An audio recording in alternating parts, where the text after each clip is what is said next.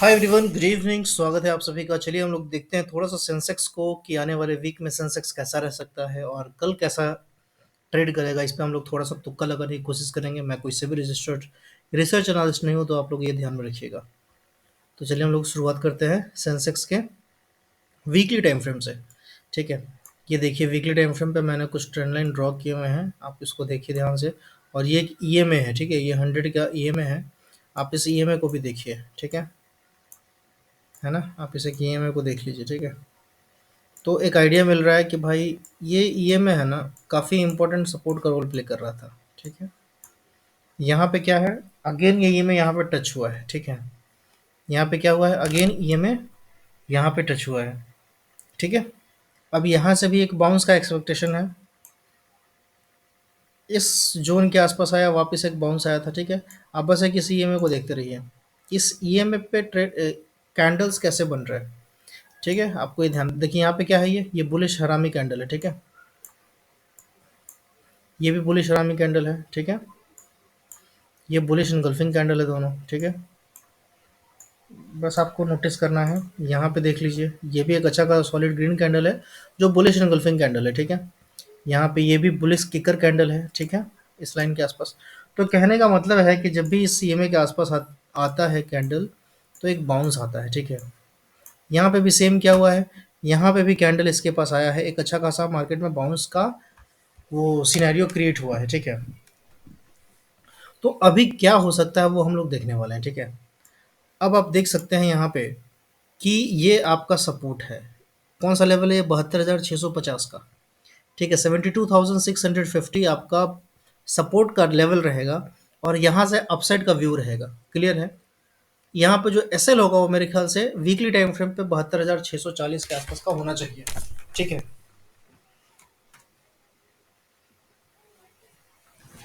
Weekly time frame पे अपने को बस इतना ही पता चल रहा है। ठीक है, अभी आप देखेंगे तो ये आपको दिख रहा है कि यहाँ से एक ट्रेंड लाइन आ रहा है।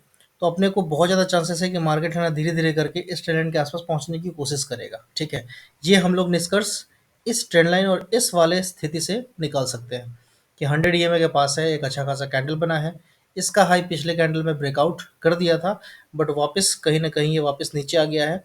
बट ये जो नीचे आया है इसमें क्या स्ट्रेंथ है ये कल पता चलेगा। ठीक है, अब इतना बड़ा जब फॉल हो रहा था, तो मार्केट जब ईएमए के पास आएगा तो थोड़ा सा बाउंस करने के बाद थोड़ा सा हल्का सा रिजेक्शन आया है, इस आपको इस चीज़ को आप ऐसे लो। ठीक है, अब वापस आते हैं अपन डेली टाइम फ्रेम पे। जब आप डेली टाइम फ्रेम पे आते हो तो आपको दिखता है कि मार्केट इस लेवल से बाउंस किया और वापस यहाँ पे है ना कंसोलिडेट कर रहा है। ठीक है, तो ये यहाँ से कंसोलिडेट कर रहा है, तो अपने को डेली टाइम फ्रेम पे एक लेवल ड्रॉ करना पड़ेगा, वो रहेगा 74,377 का। ठीक है, ये मैंने ड्रॉ कर दिए वो लेवल 74,377 का। और जो लो रहेगा अपना, जहाँ से अपन पुट की तरफ सोच सकते हैं, वो लेवल रहेगा अपना 73,625। ठीक है, क्लियर है, 73,625, 620, 600 का लेवल है।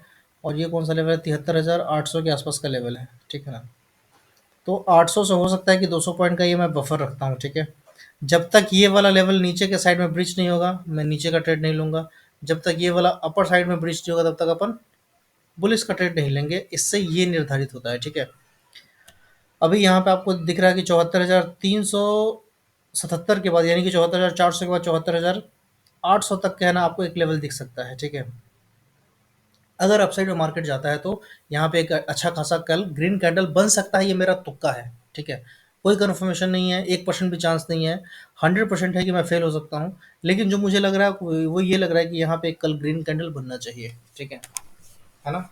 और अगर रेड कैंडल बनना होगा कल, तो कल 73,625 के नीचे जब निकलना शुरू होगा ना, तो ही मैं नीचे का ट्रेड देखूंगा, नहीं तो बिल्कुल भी मैं नीचे का ट्रेड नहीं देखने वाला हूँ। क्योंकि मेरे को दिख रहा है कि यहाँ पे है ना हर जगह पे बायर्स मौजूद है। तो यहाँ से बायर कोशिश करेगा, डिफेंड करेगा, नीचे मार्केट को नहीं ले जाएगा। जो मेरा व्यू है वो मैं आपके साथ शेयर कर रहा हूँ। ठीक है, अब यहाँ से हम लोग आ जाते हैं आवरली टाइम फ्रेम पे, या फिर 15 मिनट में। ठीक है, 30 मिनट पे ही देख लेते हैं। ठीक है, 30 मिनट पे भी देखेंगे तो आपको दिखेगा कि ये जो लेवल्स हमने ड्रॉ किए हैं, ये लेवल्स काफ़ी इंपॉर्टेंट लेवल है। 74,400 का लेवल जब तक ऊपर के साइड ब्रेक नहीं करे, अपने को ऊपर के साइड नहीं जाना चाहिए। और 73,600 का लेवल जब तक नीचे के साइड ब्रीच नहीं करे, तब तक अपने को नीचे की तरफ नहीं जाना चाहिए। नीचे अगर आप देखेंगे तो आपको एक 72,800 के आसपास भी आपको एक सपोर्ट जोन मिलेगा। तो 72,800 से लेकर के 72,600, ये 200 पॉइंट का जो एक ऐसा लेवल है जहाँ पे आपको सपोर्ट जोन दिखेगा, ठीक है। यानी कि अगर कल गलती से ये मार्केट इस जोन में आता है तो यहाँ से बाउंस मुझे लगता है कि आएगा ही आएगा, ठीक है, मैं गलत हो सकता हूँ, समझ रहे हैं आप, ठीक है। और अपसाइड में है ना, इस लेवल के बाद एक अच्छा खासा आपको मूव दिख सकता है 74,400 के आसपास के, ठीक है। तो ये मेरा व्यू है ना। कल अपन इसी के बेस पे ट्रेड करेंगे। जब तक इस बीच में रहेगा तो मैं ट्रेड को अवॉइड करने की कोशिश करूंगा, या फिर अगर फिर भी ट्रेडिंग करने की खुजली होगी तो अपन इस ब्लैक वाले लाइन के आसपास आएगा और अपने को कोई बाइंग बुलिश टाइप का कैंडल स्टिक्स दिखेगा तो मैं यहाँ पे बाई करने की कोशिश करूंगा। और जब इस लाइन के आसपास जाएगा तो मैं उसको एग्जिट कर दूंगा, ठीक है। और जब इस लाइन के आसपास आएगा तो यहाँ पे अपन सेलिंग का सोचेंगे, मतलब कि यहाँ पे अपन बेरिश कैंडलस्टिक्स पैटर्न ढूंढेंगे और फिर उसका लो निकलेगा तो फिर अपन यहाँ से नीचे का ट्रेड ले सकते हैं। तो फिलहाल ये मेरा व्यू था, ठीक है। आई होप आप लोगों को थोड़ा बहुत आइडिया लगा होगा सेंसेक्स का, क्योंकि सेंसेक्स का क्या है ना कि अभी प्रीमियम थोड़ा सस्ता मिलेगा आपको, क्योंकि इसका ट्यूसडे को एक्सपायरी होता है ना। और 2 दिन इसके एक्सपायरी में बचा है, बाकी निफ्टी का भी थर्सडे को होना है ना। तो मेरे समझ से मंडे को अपने को, मंडे और ट्यूसडे को जो ऑप्शन बायर है उनको सेंसेक्स देखना चाहिए मेरे समझ से, मैं गलत हो सकता हूँ, ठीक है। चलिए वीडियो ख़त्म करते हैं, बाय बाय।